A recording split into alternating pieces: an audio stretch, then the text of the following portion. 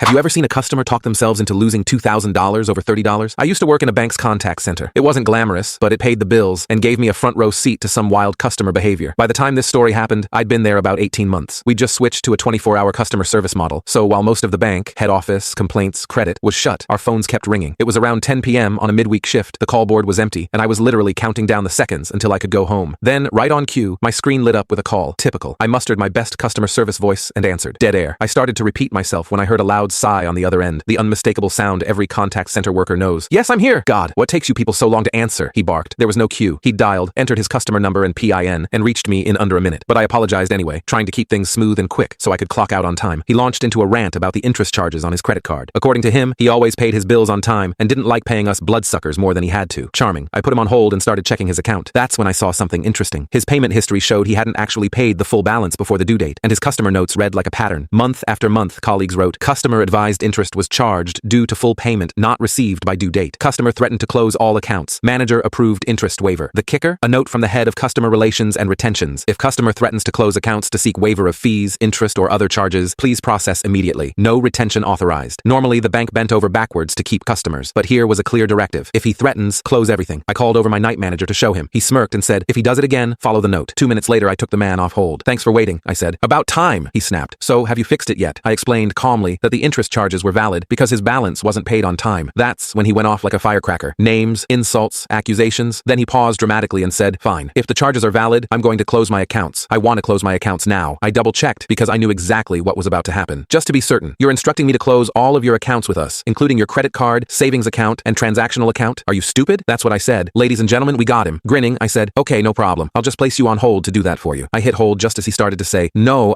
with my night manager's help, we closed everything. His savings account was actually a term deposit. Closing it early meant a 10% penalty. We used his transactional account to pay off the outstanding credit card balance, interest and all, and sent a request for a check for whatever was left. I took him off hold. Thanks for your patience. As requested, your accounts are now closed. Was there anything else I can help with tonight? If he'd been mad before, now he was volcanic. Lawsuits, discrimination, police. He threatened to sue me, my manager, the head of customer relations, the whole bank. He called us thieves. He called me useless. He even told me how I should end my own life. I stayed calm. Sir, I understand you're upset. However, on a recorded phone call, you instructed me to close your accounts. I've complied with your wishes. As there's nothing else to discuss tonight, thank you for calling. Have a good night. Then I hung up before he could say another word. My manager filed an incident report with a copy of the call recording. A few days later, the head of customer relations sent the customer a letter banning him from the bank for life due to his vile and disgusting behavior. If he ever called or visited a branch again, we'd be the ones calling the police. Do you know what started it all? About $30 in interest charges. His term deposit held $20,000. He lost $2,000 in early exit fees because he thought he could bully his way out of paying $30. That was the night we finally got one back for the good guys.